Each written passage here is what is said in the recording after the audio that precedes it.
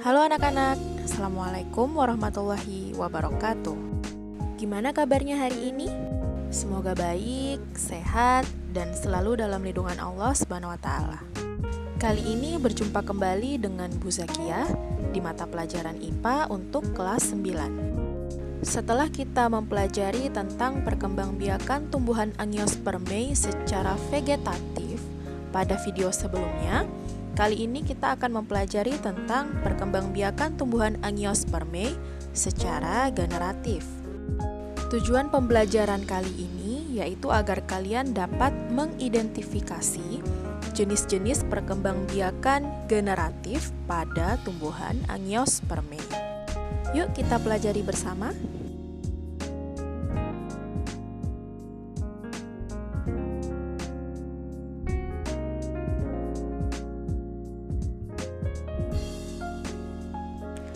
Perkembangbiakan tumbuhan secara generatif biasanya disebut juga dengan perkembangbiakan secara seksual.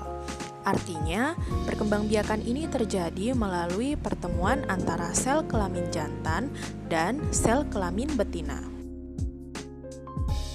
Nah, sel kelamin jantan dan sel kelamin betina pada tumbuhan itu terdapat di bunga.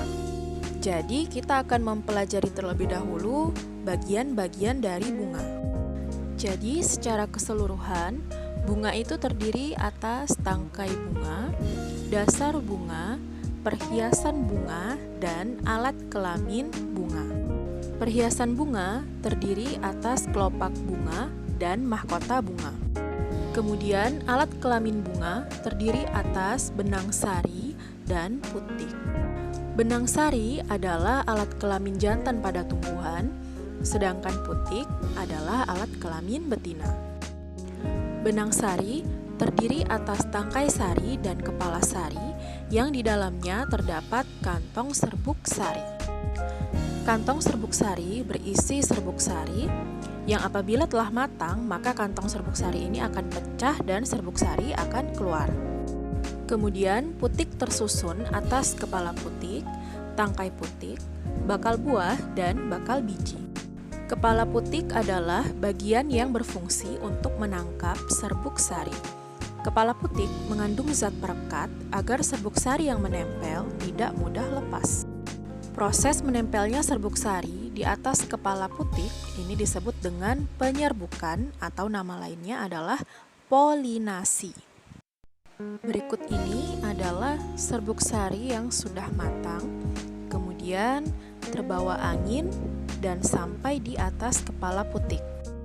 Di dalam inti serbuk sari terdapat sel vegetatif dan sel generatif. Sel generatif ini akan membelah menghasilkan sel sperma yang nantinya akan membuahi sel ovum atau bakal biji. Dari hasil pembuahan ini akan terbentuk embrio dalam bentuk biji. Kemudian, biji akan tersebar ke berbagai tempat dan tumbuh menjadi individu atau tumbuhan yang baru.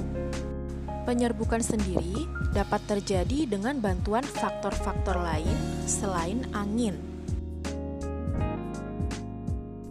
Nah, jenis-jenis penyerbukan dibagi menjadi dua, yaitu berdasarkan faktor perantaranya dan berdasarkan asal serbuk sarinya. Jenis penyerbukan berdasarkan faktor perantaranya yang pertama adalah anemogami. Anemogami adalah penyerbukan yang dibantu oleh angin seperti pada video sebelumnya. Bunga yang penyerbukannya dibantu oleh angin biasanya memiliki ciri-ciri yaitu serbuk sarinya halus, ringan, banyak jumlahnya, dan kering sehingga mudah untuk diterbangkan oleh angin. Contohnya yaitu jagung dan padi. Yang kedua, hidrogami atau penyerbukan dengan bantuan air. Penyerbukan ini terjadi pada tumbuhan yang hidupnya di dalam air. Contohnya Hydrilla verticillata. Yang ketiga yaitu zoidiogami. Zoidiogami adalah penyerbukan yang dibantu oleh hewan. Berdasarkan jenis hewan perantaranya, zoidiogami dibagi lagi menjadi 4 jenis, yaitu entomogami atau penyerbukan dengan bantuan serangga, kemudian ornitogami atau penyerbukan dengan bantuan burung, chiropterogami atau penyerbukan dengan bantuan kelelawar, dan malakogami atau penyerbukan dengan bantuan siput. Yang keempat, antropogami atau penyerbukan dengan perantara manusia. Tanaman yang penyerbukannya dibantu manusia umumnya merupakan bunga berumah dua. Bunga berumah dua artinya dalam satu pohon atau dalam satu tumbuhan hanya terdapat bunga jantan atau bunga betina dan tidak memiliki perantara dalam melakukan penyerbukan sehingga harus dibantu oleh manusia. Contohnya yaitu bunga anggrek bulan dan bunga vanili. Kemudian jenis penyerbukan berdasarkan asal serbuk sarinya. Yang pertama adalah autogami. Autogami atau biasa disebut dengan penyerbukan sendiri adalah peristiwa menempelnya serbuk sari pada kepala putik bunga itu sendiri. Kemudian yang kedua, geitonogami. Geitonogami atau disebut penyerbukan tetangga adalah peristiwa menempelnya serbuk sari pada kepala putik yang berasal dari bunga lain tetapi masih dalam satu tumbuhan. Yang ketiga, alogami atau penyerbukan silang. Alogami adalah peristiwa menempelnya serbuk sari pada kepala putik yang berasal dari tumbuhan lain tetapi masih sejenis. Yang terakhir, hibridogami atau penyerbukan bastar. Penyerbukan ini adalah peristiwa menempelnya serbuk sari pada kepala putik tumbuhan lain yang berbeda jenisnya.